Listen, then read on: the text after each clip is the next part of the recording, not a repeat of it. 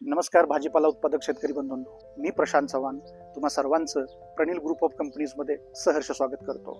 आज आपण आमच्या पोषक किट या उत्पादनाविषयी जाणून घेणार आहोत। पोषक किटमध्ये NPK consortia, zinc solubilizing bacteria, phosphorus solubilizing bacteria, mycorrhiza आणि सीवीड एक्स्ट्रॅक्ट ही उत्पादनं आम्ही एकत्रितरित्या तुम्हाला देत आहोत। या उत्पादन एकत्रितपणे वापरल्यामुळे आपल्या भाजीपाला पिकांमध्ये पांढऱ्या मुळांची संख्या वाढते, जमीन सुपीक होते, जमिनीमध्ये जे काही पोषक अन्नद्रव्य आहेत त्यांचा अपटेक वाढतो, रासायनिक खतांची मात्रा ही 25 ते 30% पर्यंत आपण कमी करू शकतो, रासायनिक खतावरती होणारा खर्च आपला कमी होऊन जातो, जमिनीमध्ये जे उपलब्ध आहेत परंतु पिकांना भेटत नाहीत असे सर्व प्रकारचे न्यूट्रिएंट्स या किटच्या वापरामुळे आपल्या पिकांना उपलब्ध होऊन जातात। यामध्ये असणारं सीवीड हे तुमच्या पिकांना ऑक्झिन, सायटोकायनिन्स प्रोव्हाइड करतं आणि या पोषक किटच्या वापरामुळे आपल्या भाजीपाला पिकाला संपूर्ण पोषण मिळतं।